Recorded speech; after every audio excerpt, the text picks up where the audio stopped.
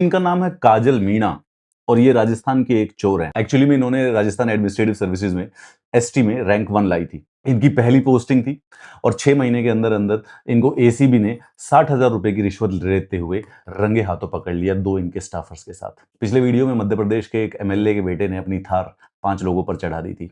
तो हमारे एमएलए और एमपी गुंडे हैं और हमारे आईएएस और जो स्टेट सिविल सर्विस वाले हैं वो एकदम तन मन धन से करप्ट है। ये सब जो लोग हैं ये हमारे देश के दीमक हैं, अंदर से जो खोखला करते हैं।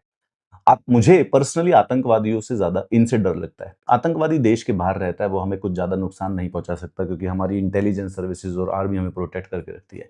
पर देश के अंदर की जो दीमक है वो हमें खा रही है, उससे हमें कुछ नहीं बचा सकता, कोई नहीं बचा सकता। क्यों? क्योंकि टेक्निकली इनका काम उससे बचाना है और ये खुद ही है। 60,000 रुपए की ब्राइब लेते हुए पकड़े गए। इनके ऑफिस में से 4 लाख रुपए का अनअकाउंटेड कैश भी पाया गया है। तो एसडीएम साहिबा के साथ और इनके 2 रीडर और एक क्लर्क को भी अरेस्ट कर लिया गया है। काजल मीणा जी आरएएस पास आउट थी, सब डिविजनल मजिस्ट्रेट थी नदौती गांव की करौली डिस्ट्रिक्ट में। सिर्फ 6 महीने हुए थे इस पोस्टिंग को और अभी पकड़े गए। सोशल मीडिया की बहुत शौकीन है, 20,000 इनके ऑनलाइन फॉलोवर्स है, पब्लिक इमेज है, लोकली काफी हाईली लग्जूरियस लाइफ जीने के लिए इनको जाना जाता है। दूर से साइन दिख जाते हैं।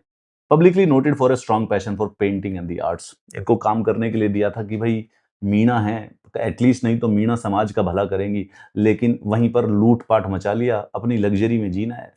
we are okay, be honest with me, okay, why shall there be any optimism जब तक ये और वो एमएलए के बिगड़े लड़के सड़क पे हैं। इन्होंने आरएएस टॉप किया और उसके बावजूद भी ये 60,000 रुपए की चिल्लरपंथी में पकड़ी गई। पर शर्म आनी चाहिए, लेकिन इनको आएगी नहीं और ये बच जाएंगी और विद इन 6 मंथ्स और 1 साल के बाद 2 साल के बाद कहीं पर और पोस्टिंग होंगी। पूरी जिंदगी अच्छी जिंदगी जिएंगी, मेरे और आपके टैक्स पे पूरी की पूरी जिंदगी ऐश करेगी। इनके घर वाले, इनके बच्चे भी जो होंगे वो भी आरएएस या यूपीएससी क्लियर करके इसी पोजीशन पे पहुंचेंगे। मम्मी जो सिखाएगी वही बेसिकली बच्चे भी सीख। Is no change which is coming in near future. ना इन लोगों को कोई पनिशमेंट मिलनी है, ना इन लोगों के साथ कुछ होना है। चाइना में करप्ट ऑफिशियल्स को डेथ सेंटेंस दे दिया जाता है। I am not a supporter of death sentence ever, पर मुझे लगता है कि एटलीस्ट बट एक लॉ तो ऐसा बना सकते हो कि जो आईएएस हैं, एमएलए हैं, ये जो स्टेट सिविल सर्विसेज वाले हैं, अगर इनकी करप्शन पकड़ी जाए तो पिछले चाहे 30, 25, 40, 60, 70 सालों की जितनी भी दौलत है उन सबको जब्त कर लो। सिर्फ इतना तो कर सकते हो।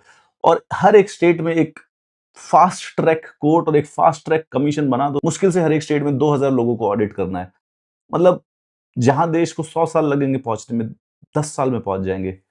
but we'll not do this and nobody will do this and this is how it is going to go. So अगर आप देश के सबसे ordinary नागरिक हो, your blood is being sucked by some parasites and that parasites cannot even be cut from your body.